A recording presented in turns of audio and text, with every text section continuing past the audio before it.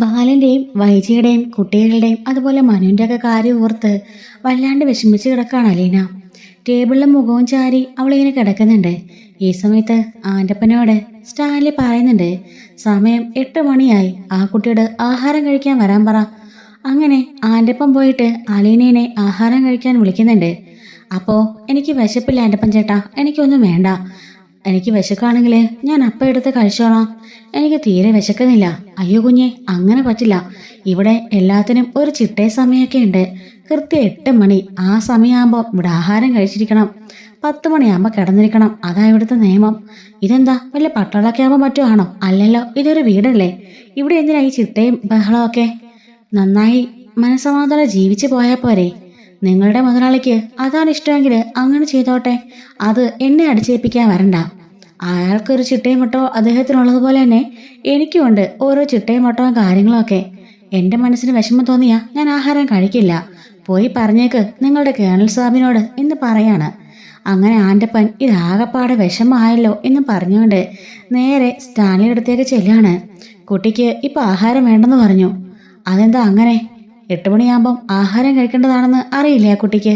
ഇവിടുത്തെ നിയമങ്ങളൊക്കെ താണെന്ന് പറഞ്ഞു കൊടുക്ക്. കേണൽ സാബേ, അത് പിന്നെ ആ കുട്ടിക്ക് എന്തോ ഒരു വിഷമമുണ്ട്. ഞാൻ ചെന്നപ്പോൾ ടേബിളിൽ ചാരിയിരുന്ന് കരയായിരുന്നു. അത് കണ്ടപ്പോൾ എനിക്ക് സങ്കടം വന്നു. പിന്നൊന്നും പറയാൻ തോന്നിയില്ല. ആകെപ്പാടെ വിഷമത്തിലാ. ആ വിഷമത്തിൻ്റെ ദേഷ്യമാണ് എന്നോട് കാണിച്ചത്. ഈ വീട്ടിൽ ഉള്ള നിയമങ്ങളൊക്കെ താണെന്ന് പറഞ്ഞു കൊടുത്തേക്ക്. എന്ത് വിഷമവും എന്ത് സങ്കടമാണെങ്കിലും ഇവിടെ ഒരു ടൈം ടേബിൾ ഉണ്ട്, അതനുസരിച്ച് മാത്രമേ ഇവിടെ ജീവിക്കാൻ പറ്റുള്ളൂന്ന് കുട്ടിയോടൊന്ന് പറഞ്ഞേക്ക് എന്ന് പറഞ്ഞതും കേട്ടുകൊണ്ട് അലീന അങ്ങോട്ടേക്ക് ഇറങ്ങി വരുന്നുണ്ട്. ആ രീതികളും നിയമങ്ങളും അനുസരിച്ച് മാത്രമേ ഈ പട്ടാളക്കാമി ജീവിക്കാൻ പറ്റുള്ളെങ്കിലേ ഇവിടുന്ന് ഞാൻ പോയിക്കോളാം. എനിക്കങ്ങനെ പോകാനിടമില്ലാഞ്ഞിട്ടൊന്നും അല്ല. എൻ്റെ അച്ഛൻ ഇപ്പോഴെന്നെ കാത്തിരിപ്പുണ്ട്, എൻ്റെ സഹോദരങ്ങളുണ്ട് അവിടെ. ഞാൻ അങ്ങോട്ടേക്ക് പോയിക്കോളാം. അതല്ലെങ്കിൽ എവിടെ പോയാലും ജോലി ചെയ്ത് ജീവിക്കാനുള്ള ആരോഗ്യം ഈശ്വരൻ എനിക്ക് നൽകിയിട്ടുണ്ട്. സ്നേഹനികേതനും അതുപോലെ പല സ്ഥലങ്ങളിലും ഞാൻ ജോലി ചെയ്തിട്ടുണ്ട്. ഇപ്പോൾ കഴക്കൂട്ടത്തുള്ള ഓർഫനേജിലും എന്നെ ആവശ്യമുണ്ട്. പല സ്ഥലങ്ങളിലേക്കും ഓർഫനേജുകളിൽ അന്തേവാസിയായി താമസിച്ചുകൊണ്ട് അവിടുത്തെ ജോലി ചെയ്താലേ അവിടെ എനിക്ക് നിൽക്കാനും ചെറുതുക ശമ്പളമായി കിട്ടുകയൊക്കെ ചെയ്യും. അങ്ങനെ എങ്ങോട്ടെങ്കിലും ഞാൻ പോയിക്കോളാം. അങ്ങനെയാണോ നീ ഇവിടുത്തെ തെറിച്ചു വെച്ചിരിക്കുന്നത്? നീ അങ്ങനെ പോവേണ്ടവളാണോ? നീ ഈ കൊട്ടാരമറ്റത്തിൽ സ്റ്റാൻലി ജോസഫിൻ്റെ മകളാ. അങ്ങനെയുള്ളപ്പോൾ നീ ഇവിടുന്ന് എങ്ങോട്ടും പോകണ്ട. പിന്നെ പപ്പ എന്തിനാ അങ്ങനെ പറഞ്ഞത്? ചിട്ടവട്ടങ്ങൾ അനുസരിച്ച് മാത്രമേ ഇവിടെ ജീവിക്കാൻ പറ്റുള്ളൂന്ന്. അത് പിന്നെ അങ്ങനെയല്ലേ വേണ്ടത്. ഞാനൊരു പട്ടാളക്കാരനാ, എക്സ് മിലിറ്ററി ഓഫീസറാ, ഒരു കേണൽ സാബാണ്. അങ്ങനെയുള്ളപ്പോൾ എൻ്റെ ചിട്ടകളും മട്ടങ്ങളും എൻ്റെ മകൾ അനുസരിക്കണ്ടേ? ഒരിക്കലില്ല പപ്പ. ഓരോരുത്തർക്കും അവൻ്റെതായ ജീവിതങ്ങളുണ്ട്, അവരുടേതായ ലക്ഷ്യങ്ങളും കാഴ്ചപ്പാടുകളും ഒക്കെയുണ്ട്. പപ്പ എഴുന്നേക്കുന്ന 5 മണിക്കാണെങ്കിൽ അത് പപ്പയുടെ ഇഷ്ടമാണ്. അത് മറ്റുള്ളവരെ പപ്പ അടിച്ചേൽപ്പിക്കരുത്.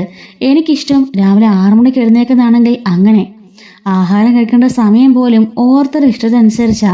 അല്ലാതെ മറ്റുള്ളവർ പറഞ്ഞു കേട്ട് ജീവിക്കേണ്ടി വരുന്നത് അതൊരു അടിമത്തമാണെന്ന് അലീന പറയുമ്പോൾ സ്റ്റാൻലി പറയുന്നുണ്ട്, അതങ്ങനെ അടിമത്തമാകും. ഇതൊരു ഡിസിപ്ലിൻ്റെ ഭാഗമാണ്. കൃത്യസമയത്ത് എഴുന്നേൽക്കുന്നതും ആഹാരം കഴിക്കുന്നതും എല്ലാം ഒരു ഡിസിപ്ലിനാ, അതൊരു അച്ചടക്കമാണ്, അതങ്ങനെ വേണം എന്ന് പറയുമ്പം പലരുടെയും കാഴ്ചപ്പാടിൽ പലർക്കും പലതുമുണ്ട്. എൻ്റെ മനസ്സിന് ഇപ്പോൾ വല്ലാത്തൊരു ബുദ്ധിമുട്ടാണ്. പലരുടെയും മാനസികാവസ്ഥ പല സമയത്തും വേറെ ആയിരിക്കും. അങ്ങനെയുള്ളപ്പോൾ അവർക്ക് ആഹാരം കഴിക്കാൻ തോന്നണമെന്നില്ല. അതുകൊണ്ട് ദയവ് ചെയ്ത് പപ്പയെ നിർബന്ധിക്കേണ്ട. ഇവിടുന്ന് ഞാൻ പോകണമെന്നാണെങ്കിൽ ഞാൻ പോയിക്കോളാം. പപ്പയുടെ ചുറ്റുവട്ടങ്ങൾക്കനുസരിച്ചൊന്നും എനിക്ക് ജീവിക്കാനാവില്ല. ഇത്രയും കാലം അലീന എങ്ങനെയായിരുന്നോ അതുപോലെ ഇനി അങ്ങോട്ടും ആയിരിക്കുള്ളൂ. മറ്റാരുടെയും ഇംഗിതത്തിനും ഇഷ്ടത്തിനും വഴങ്ങി അവരുടെ പോലെ ഞാൻ ജീവിക്കില്ല. അവർക്ക് വേണ്ടി ഞാൻ ജീവിക്കുകയില്ല എന്നും പറഞ്ഞുകൊണ്ട് അലീന മുറിക്കകത്തേക്ക് കയറിപ്പോവാണ്. ഇതെല്ലാം ആൻ്റപ്പൻ കേട്ടത് സ്റ്റാൻലിക്ക് നന്നായി ക്ഷീണമായി. കാരണം ഇത്രയും കാലമായിട്ട് സ്റ്റാൻലിക്കെതിരെ മുഖത്ത് നോക്കി ഇതുവരെ ആരും സംസാരിച്ചിട്ടില്ല. ഒരാൾ പോലും തന്നെ എതിർത്ത് സംസാരിച്ചിട്ടില്ല. തന്നോട് ആകപ്പാടെ മുട്ടി നിന്ന് വർത്താനം പറഞ്ഞത് തൻ്റെ അച്ഛൻ മാത്രമാണ്. ഇതിപ്പോൾ ദാ അലീന വന്ന് ഇങ്ങനെയൊക്കെ പറയുമ്പോൾ സ്റ്റാൻലിക്ക് മറുപടി പറയാൻ പോലും തോന്നില്ല. അവളോട് ദേഷ്യപ്പെടാനോ അങ്ങനെ അവളോട് കയർത്ത് സംസാരിക്കാനോ ഒന്നും അദ്ദേഹത്തിന് തോന്നില്ല. അതുകൊണ്ട് തന്നെ അദ്ദേഹം ആൻ്റപ്പൻ നോക്കി നിൽക്കുമ്പോൾ വളരെ താൻ നാണം കെട്ടുപോയതുപോലൊക്കെ സ്റ്റാൻലിക്ക് ഫീൽ ചെയ്യുന്നുണ്ട്. ആൻ്റപ്പൻ പറയാണ്, ആ കുട്ടി പറഞ്ഞതിലും കാര്യമില്ലേ സാബ്. ആ കുട്ടി പല സാഹചര്യങ്ങളിൽ ജീവിച്ചു വന്നതല്ലേ. അപ്പോൾ ഇവിടുമായിട്ട് പൊരുത്തപ്പെടാൻ കുറച്ച് താമസം ഉണ്ടാവും. കുഞ്ഞിനോട് അത് ഞാൻ പറഞ്ഞ് മനസ്സിലാക്കിക്കോളാം എന്ന് പറയുമ്പോൾ ശരി എന്ന് പറഞ്ഞ് ആൻ്റപ്പനെ അവിടെ നിന്ന് പറഞ്ഞേക്കുന്നുണ്ട്. സ്റ്റാൻലി അങ്ങോട്ടും ഇങ്ങോട്ടും നടന്നുകൊണ്ടിരിക്കുകയാണ്. കുറച്ച് മദ്യം എടുത്ത് ഗ്ലാസ്സിലൊഴിച്ച് കുടിക്കുന്നുണ്ട്. ഈ സമയം ആൻ്റപ്പം വന്നിട്ട് സാബിന് ഭക്ഷണം എടുക്കട്ടെന്ന് ചോദിക്കുമ്പം എനിക്കും ഇപ്പം ഭക്ഷണം വേണ്ട എന്ന് പറയാണ്.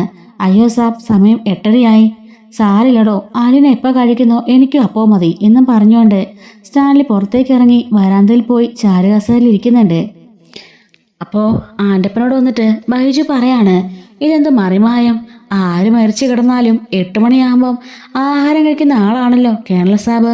ഇപ്പോൾ ആ കൊച്ചു പട്ടിണിയാണെന്നറിഞ്ഞ് ഇയാളും കഴിക്കാതിരിക്കുകയാണല്ലോ. എന്തൊരു സ്നേഹമാണ് രണ്ടുപേരും തമ്മിൽ. അതങ്ങനെയാണോ? 23 വർഷമായിട്ട് ഇങ്ങനൊരു മകളുണ്ടെന്ന് പോലും സാബിന് അറിയില്ലായിരുന്നല്ലോ. ഇപ്പോഴല്ലേ കയ്യിൽ കിട്ടിയത്. അപ്പതേ വളർന്നു വലുതായി വലിയ പെണ്ണായിരിക്കുന്നു, അതും സ്വന്തം അമ്മച്ചിയുടെ രൂപത്തിൽ. പിന്നെ എങ്ങനെ സ്നേഹമില്ലാതിരിക്കും? ഡാനിയ മോളും ടെൻസായൊക്കെ വന്നാലും വലിയ സ്നേഹപ്രകടനമൊന്നും കാണിക്കാറില്ല. അത് പിന്നെ ആ റീത്താമ്മയുടെ പ്രശ്നം കൊണ്ടല്ലേ. അതുകൊണ്ടല്ലേ അവരാരും ഇങ്ങോട്ട് വരാത്തതും ഇവരോട് സ്നേഹം കാണിക്കാത്തതും. ആൻ്റപ്പം പറയുന്നുണ്ട്, അത് ശരിയാടോ. ആ റീത്താമ്മയും കുടുംബക്കാരും ഒക്കെ ആ കുട്ടികളോടും ഭാര്യയോടൊക്കെ പറഞ്ഞു വെച്ചിരിക്കുന്നത് നമ്മുടെ സാബ് വല്ലാത്ത ദുഷ്ടനും ഭയങ്കര അഹങ്കാരിയും ഭയങ്കര ക്രൂരനുമാണെന്നൊക്കെയാ. അതൊക്കെ കേട്ടാ ആ പാവം കുട്ടികൾ വളർന്നത്. അതുകൊണ്ടാ അച്ഛനോട് അവർക്ക് യാതൊരു സ്നേഹം ഇല്ലാത്തത്. പക്ഷേ ഈ കുട്ടിക്ക് അങ്ങനെയല്ല. ഈ കുട്ടിക്ക് സ്നേഹമൊക്കെ ഉണ്ട്. നല്ല ബുദ്ധിയുള്ള നല്ല സ്മാർട്ട് കുട്ടിയാ എന്നൊക്കെ പറയുമ്പം ബൈജു പറയാണ്, അതെ അതെ, നല്ല സ്മാർട്ടാ. നമ്മുടെ കഞ്ഞിയില വന്നപ്പോഴേ പാറ്റിയിട്ടത് അത് മറന്നുപോയോ എന്ന് ചോദിക്കുമ്പം അതൊന്നും മറന്നിട്ടില്ല, എങ്കിലും ഉള്ള കാര്യം പറയണമല്ലോ എന്ന് പറയുന്നുണ്ട്. അങ്ങനെ 10 മണിയായപ്പോഴേക്കും സ്റ്റാൻലി പിന്നെ നോക്കുകയാണ്. എന്നിട്ടും അലീന എഴുന്നേറ്റിട്ടില്ല കേട്ടോ. ആ ബെഞ്ചിൽ തലവെച്ച് അവൾ കിടക്കാണ്. അവൾ ഫോണിൽ ഓരോ ഫോട്ടോകളും മറിച്ച് നോക്കി ആകെപ്പാടെ വിഷമിച്ച് കിടക്കുന്നുണ്ട്. അതിനിടയിൽ വീട്ടിലേക്ക് അവളെ വിളിക്കുന്നുണ്ട് കേട്ടോ. മനുവിനെയും അനിയത്തിമാരെയും എല്ലാവരെയും കോൾ ചെയ്യുന്നുണ്ട്. അങ്ങനെ സ്റ്റാൻലി ആ മുറിയിലേക്ക് ആദ്യമായി പ്രവേശിക്കുകയാണ് കേട്ടോ. വന്ന് നോക്കുമ്പം അലീന കരഞ്ഞു തളർന്ന് കിടക്കുന്നത് കാണുകയാണ്. അകത്തേക്ക് കയറി വന്ന് അലീന എന്ന് വിളിക്കുമ്പോഴേക്കും അലീന ചാടി എഴുന്നേക്കാണ്. അവളുടെ ചുരിദാറിൻ്റെ ഷാള് കൊണ്ട് പെട്ടെന്ന് അവളെ കണ്ണുനീരൊക്കെ തുടയ്ക്കുന്നുണ്ട്. പപ്പ ആദ്യമായിട്ടാണല്ലോ ഈ മുറിയിൽ എന്ന് ചോദിക്കുമ്പം അതെ. പിന്നെ കഴിക്കാൻ വരുന്നില്ലേ? സമയം 10 മണിയായി. എനിക്ക് വേണമെന്നില്ല. ആകെപ്പാടെ വല്ലാത്തൊരു വിഷമം പോലെ. എന്താണാവോ ഇപ്പം വിഷമത്തിൻ്റെ കാരണം എന്ന് ചോദിക്കുമ്പം പപ്പയ്ക്ക് അറിയില്ലേ എന്ന് ചോദിക്കുകയാണ്. ഞാൻ അങ്ങനെ വിഷമിച്ച് കരഞ്ഞുകൊണ്ടിരിക്കുന്ന ആളൊന്നുമല്ല. പാസ്റ്റ് ഈസ് പാസ്റ്റ്, അത്രേ ഉള്ളൂ. പിന്നെ എൻ്റെ മക്കളുടെ ഭാര്യയുടെ കാര്യമൊക്കെ നിനക്കറിയാലോ. അതെല്ലാം തരണം ചെയ്ത് ഞാനിപ്പോൾ ജീവിക്കുന്നില്ലേ? ഇതൊക്കെ ഒരു ജീവിതമാണ് പപ്പ. എപ്പോഴും മദ്യവും കുറേ ജോലിക്കാരും പിന്നെ പട്ടികളും, ഇതൊക്കെയാണോ ഒരു ജീവിതം? ലൈഫ് എന്ന് പറഞ്ഞാൽ വേറെ ഉണ്ട് എന്ന് പറയുമ്പം സ്റ്റാൻലി പറയാണ്, സ്റ്റോപ്പ്, മതി, എനിക്കൊന്നും കേൾക്കണ്ട. എനിക്കിഷ്ടപ്പെട്ട എൻ്റെ ലൈഫ് ഇതാണ്. ഇതിലെനിക്ക് സമാധാനമുണ്ട്, സന്തോഷമുണ്ട്. എൻ്റെ ആജ്ഞ അനുസരിക്കാൻ ആളുകളുണ്ട്, അത് മതി. അല്ലാതെ മറ്റു പലരുടെയും കൂടെ പോയി താമസിച്ചാൽ അവിടുന്ന് ഇവിടുന്നൊക്കെ കുത്തുവാക്കുകളും പ്രശ്നങ്ങളും, ഒരു മനസ്സമാധാനം ഇല്ല. അതൊന്നും ജീവിക്കാൻ എനിക്ക് വയ്യ. ഇനിയുള്ള കാലം ഞാൻ ഇങ്ങനെ തന്നെ ജീവിച്ചു തീർക്കാനാണ് തീരുമാനിച്ചത്. പിന്നെ നിന്റെ കാര്യങ്ങൾ കൂടി നോക്കണം, അത്രേ ഉള്ളൂ ഇനി എൻ്റെ ചുമതല എന്ന് പറയുന്നുണ്ട്. അല്ല, നീ എന്തിനാ വിഷമിച്ചെന്ന് പറഞ്ഞില്ലല്ലോ? എനിക്ക് ഒരച്ഛനുണ്ടായിരുന്നു. പപ്പയ്ക്ക് അറിയാലോ, ആദ്യമായിട്ട് ഞാൻ അച്ഛനെന്ന് വിളിച്ചത് ആ മനുഷ്യനെയാണ്. എന്നെ മോളെന്ന് വിളിച്ചതും അദ്ദേഹം. സ്വന്തം ഭാര്യയുടെ അവിഹിത സന്തതിയാണെന്ന് അറിഞ്ഞിട്ടുകൂടെ എന്നെ പൊന്നുപോലെയാണ് അദ്ദേഹം സ്നേഹിച്ചത്. സ്വന്തം മക്കളെ പോലെ എന്നെ കൊണ്ടു നടക്കായിരുന്നു. എനിക്ക് എന്താവശ്യമുണ്ടെങ്കിലും എല്ലാം ചെയ്തു തന്നു. എന്നെ ഒരു മോളെ പോലെ നോക്കി. പലരും എന്നെ അടിച്ചിറക്കാനും ആക്ഷേപിക്കാനും അപമാനിക്കാനൊക്കെ ശ്രമിച്ചപ്പോൾ എന്നെ വന്ന് സംരക്ഷിക്കുകയായിരുന്നു. ആ 2 കൈകൾ ചേർത്ത് പിടിച്ച് അതിനുള്ളിൽ ഒരു ഇരുമ്പ് കൊട്ട ഉണ്ടാക്കി അതിനകത്ത് എന്നെ സംരക്ഷിച്ച് നിർത്തിയിരിക്കുകയായിരുന്നു. ഇപ്പോൾ ആ സംരക്ഷണ ഇല്ലാതായ പോലെ ഒരു തോന്നൽ. എൻ്റെ അച്ഛൻ എന്നോട് കൊണ്ടാക്കിയിട്ട് പോയ നിമിഷം എനിക്ക് മറക്കാനാവുന്നില്ല. എന്നും ഞാൻ വിളിക്കും, എന്ന് കാണും. എങ്കിലും എവിടെയോ ദൂരെ എന്നെ കൊണ്ട് കളഞ്ഞതുപോലെയാണ് എനിക്ക് തോന്നിയത്. അദ്ദേഹമല്ലോ നിന്നെ ജനിപ്പിച്ചത്, ഞാനല്ലേ നിന്നെ ജനിപ്പിച്ചത്. ഞാൻ നിന്റെ കൂടെ ഉണ്ടല്ലോ, പിന്നെ നിനക്കെന്തിനാ ഇത്രയ്ക്ക് വിഷമം? പപ്പയ്ക്കൊരിക്കലും അച്ഛനാവാൻ സാധിക്കില്ല. പപ്പയുടെ ഉള്ളിൽ സ്നേഹമുണ്ടെങ്കിലും അത് പുറത്തു കാണിക്കണമെന്ന് പപ്പയ്ക്ക് അറിയില്ല. പപ്പയ്ക്ക് എപ്പോഴും പപ്പയുടെ കാര്യങ്ങളും സ്വാർത്ഥതയും മാത്രമേ ഉള്ളൂ. പപ്പയുടെ ജീവിതം എങ്ങനെയാണോ അത് മാത്രമാണ് നിങ്ങളുടെ ഇഷ്ടവും ആഗ്രഹവും എല്ലാം. പക്ഷേ എൻ്റെ അച്ഛൻ അങ്ങനെ ആയിരുന്നില്ല. മറ്റുള്ളവർക്ക് വേണ്ടി ജീവിക്കുന്ന ഒരാളാണ്. മറ്റുള്ളവരുടെ വിഷമങ്ങൾ മനസ്സിലാക്കുന്ന ആളാ, മറ്റുള്ളവരെ പൊന്നുപോലെ സ്നേഹിക്കുന്ന ആളാ. എന്നെ എൻ്റെ അച്ഛൻ എന്ത് സ്നേഹത്തോടെയാ എന്നെ നോക്കിയിരുന്നെന്നറിയോ? അതൊന്നും എനിക്ക് മറക്കാനാവുന്നില്ല. ദേ ഇത് കണ്ടോ, എൻ്റെ അനിയത്തിമാരാ. അവരെ ഫോട്ടോസ് എടുത്ത് കാണിക്കാട്ടോ. ഇത് ബബിത, ഇത് കൃഷ്ണമോള്, ഇത് രോഹിത്ത്, എൻ്റെ നേരെ ഇളയ അനിയന എന്ന് പറയുന്നുണ്ട്. അതിനുശേഷം ഇത് കണ്ടോ, ഇത് മനുവേട്ടനോ? അതാരാ? അത് പിന്നെ അത് വൈജാമ്മയുടെ ആങ്ങളുടെ മകനാ മനുവേട്ടൻ. എൻ്റെ എല്ലാ കാര്യങ്ങളിലും എൻ്റെ അച്ഛനെ പോലെ തന്നെ ഇടപെട്ടിരുന്ന ഒരാളാ. സ്നേഹനിലയത്തിൽ വന്ന് അച്ഛൻ്റെ കൂടെ എന്നെ കൂട്ടിക്കൊണ്ടു പോരാൻ മനുവേട്ടനുണ്ടായിരുന്നു. എൻ്റെ കെയർടേക്കറായിരുന്നു 2 പേരും. എൻ്റെ എല്ലാ കാര്യങ്ങളും നോക്കിയിരുന്നത് 2 പേരാ. അവരുടെ എഗ്രിമെൻറ്റിലായിരുന്നു ഞാൻ അങ്ങോട്ടേക്ക് കൊല്ലപ്പള്ളിക്കായിട്ട് വന്നത്. മനുവേട്ടനാണെങ്കിലോ എല്ലാ ആപത്തിൽ നിന്നും എന്നെ രക്ഷിക്കാനൊരു നായകനെ പോലെ, ഒരു ഹീറോയെ പോലെ ഓടി ഓടി വരുമായിരുന്നു. ആ വീട്ടിൽ ഒരുപാട് പ്രശ്നങ്ങൾ എനിക്കുണ്ടായപ്പോഴും എൻ്റെ മനുവേട്ടനാ എന്നെ സഹായിച്ചതും എന്നെ കൈപിടിച്ച് ഉയർത്തിയതും. അങ്ങനെ ഒരുപാട് സംഭവങ്ങളുണ്ട്. ഇവരെയൊക്കെ വിട്ടുപിരിഞ്ഞ് ഇങ്ങോട്ടേക്ക് വന്നതിൽ എനിക്ക് ഒരുപാട് വിഷമമുണ്ട് എന്നൊക്കെ പറയുന്നുണ്ട്. അങ്ങനെ ആ ഫോട്ടോസ് എല്ലാം കാണുന്ന കൂട്ടത്തിൽ സ്ക്രോൾ ചെയ്യുമ്പം സ്റ്റാൻലി ആണെങ്കിൽ വൈജയുടെ ഫോട്ടോ നോക്കുകയാണ് കേട്ടോ. വൈജനെ കാണുന്നുണ്ട്. വൈജനെ കാണുമ്പോഴേക്കും സ്റ്റാൻലിയുടെ ആ ഒരു ഗൗരവഭാവമൊക്കെ പതിയെ അലിഞ്ഞില്ലാതാവാണ്. അയാൾ ആ പഴയ കാമുകനാവാണ് കേട്ടോ. 10-23 വർഷം മുമ്പുള്ള വൈജയുടെ മാത്രമായിരുന്ന ആ ഒരു സ്റ്റാൻലി ആയിട്ട് മാറുകയാണ്. എന്നിട്ട് ആ ഫോട്ടോ നോക്കുമ്പം അയാളുടെ കണ്ണൊക്കെ നിറയുന്നുണ്ട്. ആലിനെ നോക്കിയിട്ട് 6 ഫോട്ടോയാ എന്ന് നോക്കുമ്പോഴേക്കും വൈജയുടെ ഫോട്ടോ ആയിരിക്കും. ഇതാണ് വൈജ മേഡം, ഇപ്പോഴത്തെ വൈജ. കണ്ടിട്ട് മനസ്സിലായോ എന്ന് ചോദിക്കുമ്പോൾ മനസ്സിലായി, ഒരു മാറ്റവും ഇല്ല, കുറച്ച് വണ്ണം വെച്ചു, അത്രേ ഉള്ളൂ. പണ്ടത്തെ പോലെ തന്നെ അതേ കണ്ണ്, അതേ ധാഷ്ട്യം പിടിച്ച മുഖം, അതേ ധാഷ്ട്യമുള്ള കണ്ണുകൾ എല്ലാം അതുപോലെ തന്നെ, പക്ഷേ കുറച്ച് വണ്ണം വെച്ചു, അത്രേ ഉള്ളൂ എന്ന് പറയാണ് കേട്ടോ. ഫോൺ തിരികെ അലിനയ്ക്ക് കൊടുക്കുന്നുണ്ട്.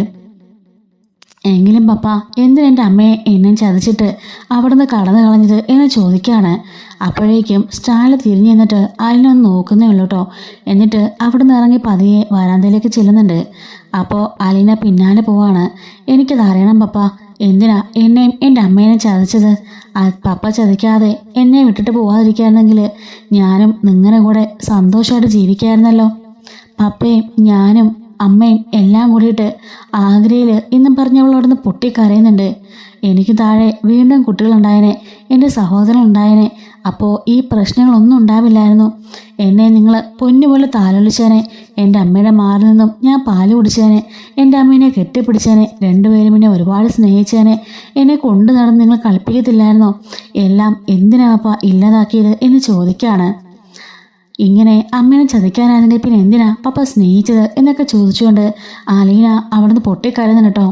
നിങ്ങളുടെയൊക്കെ ഒരു നിമിഷത്തെ ആ ഒരു അഹങ്കാരത്തിനും ആ ഒരു തൃപ്തിക്കും വേണ്ടിയിട്ട് 23 വർഷമാണ് എൻ്റെ പോയത്. 23 വർഷക്കാലം ഒരു അനാഥാലയത്തിൽ കിടന്ന് അനാഥയെപ്പോലെ ആരോരുമില്ലാത്തവളായിട്ട് ഞാൻ വളർന്നില്ലേ? എന്നെപ്പോലെ എത്ര കുട്ടികളാണ് ഓരോ അനാഥാലയത്തിലും കിടക്കുന്നത്. അച്ഛൻ്റെ അമ്മയുടെയും അവർക്ക് വേണ്ടെങ്കിൽ അവർ തുടക്കത്തിൽ അതങ്ങ് ഇല്ലാതാക്കി പോരായിരുന്നോ? എന്തിനാ ജനിപ്പിച്ചിട്ട് വഴിയിലും അനാഥാലയങ്ങളിലും കൊണ്ട് തള്ളുന്നത്? അതുപോലെ കൊണ്ട് കൊന്നു കളയുന്നതൊക്കെ എന്തിനാ പപ്പ എന്നൊക്കെ ചോദിക്കുമ്പം മതി നിർത്ത് എന്ന് പറയുന്നുണ്ട്. കണ്ണാടി ഊരി മാറ്റി കണ്ണുനീർ തുടയ്ക്കുകയാണ് സ്റ്റാൻലി. എന്നിട്ട് ഞാൻ ആരും ചതിച്ചിട്ടില്ല എന്ന് പറയുന്നുണ്ട്. ചതിച്ചിട്ടില്ലെങ്കിൽ പിന്നെ എന്തിനാ നിറമാസം ഗർഭിണിയായിരുന്ന എൻ്റെ അമ്മയെ ഉപേക്ഷിച്ച് പപ്പ നാട്ടിലേക്ക് പോയത്? പിന്നീട് ഒരിക്കലും എൻ്റെ അമ്മയെപ്പറ്റി പപ്പ അന്വേഷിച്ചിട്ട് കൂടിയില്ലല്ലോ. അതെല്ലാം പോട്ടെ, ഇങ്ങനൊരു മകളുണ്ടെന്ന് പപ്പയ്ക്ക് അറിയാമായിരുന്നല്ലോ. ആ കുഞ്ഞിനെക്കുറിച്ചെങ്കിലും പപ്പ എന്നെ അന്വേഷിച്ചോ എന്ന് ചോദിക്കുമ്പം സ്റ്റാൻലി പറയാണ്, സത്യങ്ങളൊന്നും നിനക്കറിയില്ല. പക്ഷേ ബാലേന്ദ്രനോട് ഞാൻ എല്ലാ കാര്യങ്ങളും തുറന്നു പറഞ്ഞിരുന്നു. നീ എന്നും വിചാരിക്കുന്ന പോലെ ആയിരുന്നില്ല കാര്യങ്ങൾ. ഞാനൊരിക്കലും വൈകി ചതിച്ചിട്ടില്ല. പിന്നെ എന്തിനാ ആരുമില്ലാതിരുന്ന സ്ഥലത്ത് എൻ്റെ അമ്മേനെ ഒറ്റയ്ക്കാക്കിയിട്ട് പപ്പ പോയത് എന്ന് ചോദിക്കുന്നുണ്ട്. അതിൽ എന്നെ മാത്രമല്ല കുറ്റപ്പെടുത്തേണ്ടത്, എന്നെയല്ല കുറ്റപ്പെടുത്തേണ്ടേ, നിന്റെ അമ്മയുടെ അച്ഛനെ, നിന്റെ അച്ഛൻ്റെ അച്ഛനെ, അതായത് എൻ്റെ അച്ഛനെ, വൈദ്യയുടെ അച്ഛനും എല്ലാവരും കൂടി ചേർന്ന് നടത്തിയ പ്ലാനിങ് ആയിരുന്നു ഇതെല്ലാം എന്ന് പറയുന്നുണ്ട്. മനസ്സിലായില്ല എന്ന് അലീന പറയുമ്പോൾ അന്ന് ഗംഗാധര മേനോൻ സ്ഥലം മാറി വേറെ സ്ഥലത്തേക്ക് പോയപ്പോൾ അന്ന് അവളെ കൂടി കൊണ്ടുപോകുന്നു പറഞ്ഞിരുന്നു. അതുകൊണ്ട് തന്നെ ഒരുപാട് ശ്രമപ്പെട്ട ഞാൻ അവിടെ വൈജയ്ക്ക് ഒരു ജോലി ശരിയാക്കിയത്. അങ്ങനെ വൈജ അവിടെ തന്നെ താമസമായി. ഈ സമയം ഗംഗാധരൻ അറിയാതെ ഞങ്ങൾ തമ്മിൽ പ്രണയത്തിലുമായി ഒരുമിച്ച് താമസിക്കാൻ തുടങ്ങി. അങ്ങനെയാണ് നീ അവളുടെ വയറ്റിലാവുന്നത്. അന്ന് ഞാനും വൈജയും ഒരുപാട് സ്ഥലങ്ങളെല്ലാം കറങ്ങി അടിച്ചു പൊളിച്ചു. ജീവിതം പ്രണയമൊക്കെ ഒരുപാട് ആസ്വദിച്ചു. ആ ആഗ്രഹം ഈ ലോകം തന്നെ ഞങ്ങൾക്ക് വേണ്ടിയുള്ളതാണെന്നാണ് ഞങ്ങൾ കരുതിയത്. അതുപോലായിരുന്നു ഞങ്ങളുടെ നിമിഷങ്ങളെല്ലാം. നീ നിൻ്റെ അമ്മയുടെ വയറ്റിൽ കിടന്ന് ചവിട്ടുമ്പോഴും അനങ്ങുമ്പോഴും എല്ലാം ഞാൻ കാതോർത്തിരിക്കുമായിരുന്നു. നിൻ്റെ കുഞ്ഞു കൈകളും നിൻ്റെ കുഞ്ഞു കാലുകളും ഒക്കെ വയറിൽ കിടന്ന് അനങ്ങുമ്പോൾ അതെല്ലാം ആസ്വദിക്കുകയായിരുന്നു ഞാൻ. നിൻ്റെ അമ്മയുടെ മടിയിൽ കിടന്ന് എന്ന് പറയുമ്പോഴേക്കും അതിനെ പൊട്ടിക്കരയുന്നുണ്ട്. അതിനുശേഷം എൻ്റെ അമ്മയ്ക്ക് സുഖമില്ലാതായെന്ന് പറഞ്ഞ് അവിടെ നിന്നൊരു കത്ത് വന്നപ്പോഴാണ് ഞാൻ നാട്ടിലേക്ക് വന്നത്. ഞാൻ നാട്ടിലേക്ക് വന്നതിന് ശേഷം അമ്മയ്ക്ക് അസുഖം കൂടുതലായി. ഈ സമയത്ത് വൈദ്യരരികിലേക്ക് ഒരായനെ ഏർപ്പാടാക്കിയിട്ടാണ് ഞാൻ അങ്ങോട്ടേക്ക് പോയത്. പക്ഷേ അന്ന് കൊല്ലപ്പള്ളിക്കാർ വിളിച്ച് എൻ്റെ അച്ഛനോട് ചോദിച്ചു ഞാൻ നാട്ടിൽ തന്നെയാണോ എന്ന്. അതേന്ന് പറഞ്ഞപ്പോൾ തന്നെ അവർ ജീപ്പൊക്കെ വിളിച്ചുകൊണ്ട് ഈ ഗംഗാധരമേനോൻ്റെ അറിവോടുകൂടി തന്നെ ഗംഗാധരമേനും കുഞ്ഞിരാമൻ മേനോനും രാമുണിയാരും എല്ലാവരോടും കൂടി വന്ന് വണ്ടിയിൽ പിടിച്ചു വലിച്ച് വൈജയെ കൊണ്ടുപോകായിരുന്നു. എന്നിട്ട് നാട്ടിലുള്ള ഒരു സ്ഥലത്തേക്കാക്കി. എൻ്റെ സുഹൃത്തുക്കൾ വഴിയാണ് വൈജയനെ കടത്തിക്കൊണ്ടുപോയ കാര്യം ഞാൻ അറിയുന്നത്. അങ്ങനെ വൈജയെ അന്വേഷിച്ച് ഞാൻ കൊല്ലപ്പള്ളിയിൽ ചെന്നതാ. പക്ഷേ ആ സമയത്ത് അവിടെ ഉള്ളവർ എന്നെ ഭീഷണിപ്പെടുത്തി പറഞ്ഞയക്കുകയായിരുന്നു. എന്നെ ഉപദ്രവിക്കാനും ശ്രമിച്ചു. അതുപോലെ തന്നെ അന്ന് ഇത്ര സോഷ്യൽ മീഡിയയോ ഫോണുകളോ പോലീസ് സ്റ്റേഷനോ ഒന്നും തന്നെ ആക്റ്റീവ് ആയിരുന്നില്ല. അതുകൊണ്ട് എനിക്ക് അവൾക്ക് വേണ്ടി ഒന്നും ചെയ്യാൻ സാധിച്ചില്ല. ഏതോ ഒരു വീട്ടിൽ അവൾ വീട്ടുതടങ്കലിലാണെന്ന് മാത്രമേ എനിക്കറിയാൻ സാധിച്ചുള്ളൂ. അങ്ങനെ പല സ്ഥലങ്ങളിലും ഞാൻ അന്വേഷിച്ചു. ഞാൻ അന്വേഷിക്കുകയാണെന്ന് എൻ്റെ വീട്ടുകാരും അവളുടെ വീട്ടുകാരും അറിയാൻ സാധിച്ചു. അങ്ങനെ ഒരു ബൈക്കിൽ പോയിക്കൊണ്ടിരുന്നപ്പോൾ ഒരു വണ്ടി വന്ന് ഞങ്ങളെ ഇടിച്ചു തെറിപ്പിച്ചു. ഞാനും എൻ്റെ സുഹൃത്തും കൂടി ബൈക്കിൽ പോകായിരുന്നു. എൻ്റെ സുഹൃത്ത് അപ്പോൾ തന്നെ മരണപ്പെട്ടു. ഞാൻ കോമയിൽ 5-6 മാസത്തോളം കിടന്നു. അതിനുശേഷം ഞാൻ ഉണർന്നപ്പോൾ വൈജ വേറെ വിവാഹം കഴിച്ചെന്ന് എനിക്കറിയാൻ സാധിച്ചത് എന്ന് സ്റ്റാൻലി പറയുന്നുണ്ട്. പിന്നെ പപ്പ ഒരിക്കലും ഞങ്ങളെക്കുറിച്ച് അന്വേഷിച്ചില്ലേ? പിന്നെ ഞാനെന്ത് അന്വേഷിക്കാനാ? വൈജയുടെ കല്യാണം കഴിഞ്ഞെന്നറിഞ്ഞു. പിന്നെ എന്തന്വേഷിക്കാൻ പറ്റും? ഞാനും പിന്നെ മിലിറ്ററിയിലേക്ക് തന്നെ തിരിച്ചു പോയി. കുറേ നാളത്തെ റെസ്റ്റിനൊക്കെ ശേഷം പിന്നീട് ഞാനും വിവാഹം കഴിച്ചു. അങ്ങനെ രണ്ടുപേരും രണ്ട് ജീവിതത്തിലേക്ക് കടന്നില്ലേ? പിന്നെ അതിനെക്കുറിച്ചൊക്കെ എന്തന്വേഷിക്കാനാ? ശരി, അമ്മയെക്കുറിച്ച് അന്വേഷിച്ചില്ല. ഇങ്ങനൊരു മകള് ഒരു കുഞ്ഞുണ്ടെന്ന് പപ്പയ്ക്ക് അറിയാമായിരുന്നല്ലോ. അതിനെക്കുറിച്ചും അന്ന് വലിയ ധാരണയൊന്നുമില്ലായിരുന്നു. അച്ഛനും മറ്റുള്ളവരൊക്കെ പറഞ്ഞു കേട്ടത് ആ കുഞ്ഞ് മരിച്ചു പോയെന്നാ. ചിലർ ജീവനുണ്ടെന്നും പറഞ്ഞു. ഞാൻ കരുതി അതൊക്കെ അറിഞ്ഞായിരിക്കും വിവാഹം കഴിച്ചതെന്ന്. അയാൾക്ക് അറിയില്ലെന്നൊന്നും എനിക്കറിയില്ലായിരുന്നു. സത്യം പറഞ്ഞാൽ അതിനെപ്പറ്റി പിന്നീട് ചിന്തിച്ചിട്ട് കൂടിയില്ല എന്ന് തന്നെ പറയാം എന്ന് സ്റ്റാൻലി അലിയോട് പറയുന്നു കേട്ടോ. രണ്ട് കൂട്ടർക്കും എന്നെ ആവശ്യമില്ലായിരുന്നല്ലേ? അച്ഛൻ്റെ അച്ഛനും അതുപോലെ അമ്മയുടെ അച്ഛനും എല്ലാവരും കൂടി എന്നെ തള്ളിക്കളഞ്ഞല്ലേ? ഇങ്ങനൊരു കുഞ്ഞ് ഒരു അനാഥാലയത്തിൽ ജീവനുണ്ടെന്ന് പപ്പയുടെ അച്ഛൻ അറിയാമായിരുന്നല്ലോ, അമ്മയുടെ അച്ഛനും അറിയാമായിരുന്നല്ലോ. ആർക്കും ഈ കുഞ്ഞിനെ വേണ്ടായിരുന്നല്ലേ? ബാക്കിയുണ്ടായ മക്കളെയൊക്കെ നിങ്ങൾ പൊന്നുപോലെയല്ലേ നോക്കിയത്? എന്നിട്ട് എന്നെ മാത്രം എന്നും പറഞ്ഞുകൊണ്ട് ആലിനെ വിങ്ങിപ്പൊട്ടി കരയുമ്പം സ്റ്റാൻലിക്ക് അത് കണ്ടു നിൽക്കാനാവുന്നില്ല. ആദ്യമായി സ്റ്റാൻലി ആലിനെ ചേർത്ത് പിടിക്കുകയാണ്. സാരമില്ല, അതൊക്കെ കഴിഞ്ഞു പോയതല്ലേ. ഇനി ഒന്നും പറഞ്ഞിട്ട് ഒരു കാര്യമില്ല. 23 വർഷക്കാലം നീ അവിടെ കിടന്ന് വേദനയും യാതനയും ഒരുപാട് അനുഭവിച്ചുവെന്ന് ഞാൻ മനസ്സിലാക്കുന്നുണ്ട്. ഇനിയൊരിക്കലും നിനക്കത് അനുഭവിക്കേണ്ടി വരില്ല. നീ എൻ്റെ കൂടെ ഒരു രാജകുമാരിയെ പോലെ സന്തോഷമായിട്ട് ഇവിടെ ജീവിക്കും. ഇത്രയും കാലം നീ ഒരു അനാഥയായിരുന്നു, ഒരു ജോലിക്കാരിയായിരുന്നു. ഇനി അങ്ങനല്ല, നീ സ്റ്റാൻലിയുടെ രാജകുമാരിയാ എന്ന് പറയുന്നുണ്ട്.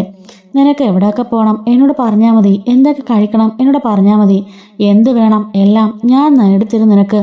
നീ ആഗ്രഹിക്കുന്നതിലും അപ്പുറം ഞാൻ നേടിത്തരും. നിന്റെ പപ്പയാ പറയുന്നത് എന്ന് പറയുമ്പോഴേക്കും അലിന വീണ്ടും ഒന്നുകൂടി മുറുകെ പിടിച്ച് കരയുന്നുണ്ട് കേട്ടോ. കെട്ടിപ്പിടിച്ചെന്ന് കരയാണ്. എന്നിട്ട് അച്ഛൻ ഇപ്പോഴും അമ്മയെ കാണാൻ തോന്നിയില്ലേ എന്ന് പറയുമ്പം ഇല്ല, ഒരിക്കലും ഇല്ല. അവളിപ്പോൾ ബാലേന്ദ്രമേൻ്റെ വൈഫാണ്, മറ്റൊരാളുടെ വൈഫാ. അങ്ങനെയുള്ളപ്പോൾ ഞാനുള്ള മനസ്സിൽ പോലും ചിന്തിക്കുന്നത് പാപമാണ്. ഒരിക്കലും ഞാൻ അങ്ങനെ കരുതില്ല. പക്ഷെ നീ എൻ്റെ മകളാണ് എന്ന് പറയുന്നുണ്ട്. ഇനി നമുക്ക് ആഹാരം കഴിക്കാൻ പോയാലോ എന്ന് ചോദിക്കുകയാണ്. ബാ എന്നും പറഞ്ഞുകൊണ്ട് അലീനയും കൂട്ടിക്കൊണ്ട് ആഹാരം കഴിക്കാൻ ടേബിളിൽ പോയി ഇരിക്കാൻ കേട്ടോ. ഈ സമയത്ത് ചപ്പാത്തി എടുത്ത് കറിയിൽ മുക്കിയതിന് ശേഷം അലീന അത് സ്റ്റാലിൻ്റെ വായിലേക്ക് വെച്ചു കൊടുക്കുന്നുണ്ട്.